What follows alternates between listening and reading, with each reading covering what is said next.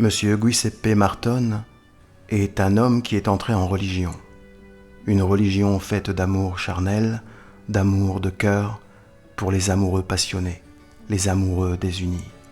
Il se bat pour mettre en lumière une vérité, pour établir une injustice.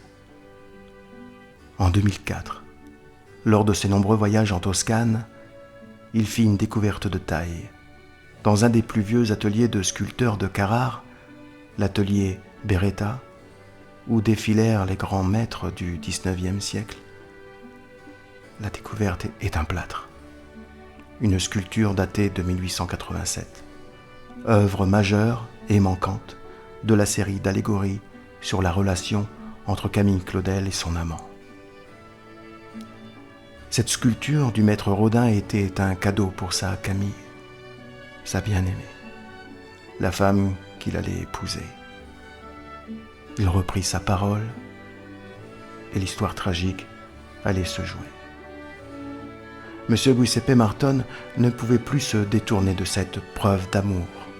Cette sculpture de Rodin pour Camille Claudel était comme un anneau d'or, un anneau d'amour, une alliance, une promesse. Et il n'avait plus que pour mission de faire connaître au monde l'existence de cette œuvre majeure. La sculpture représente Rodin, prenant en son sein la belle Camille, dans un baiser éternel. Camille, allongée, se laisse emporter par une valse infinie, une danse où l'on ne revient pas, il ne forme plus qu'un. Dans la vie des hommes, les amoureux furent séparés, mais M. Giuseppe Martone veut montrer aux yeux du monde le chaînon manquant de ces deux êtres-là. Après plusieurs années de négociations, il a convaincu les héritiers du plâtre, sculpteurs eux-mêmes, de lui céder l'œuvre afin qu'elle rejoigne le patrimoine culturel français.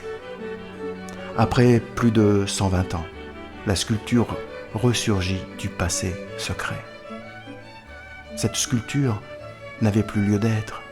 Les amants souffraient, les amants séparés. Le cadeau pouvait rester dans un coin d'atelier.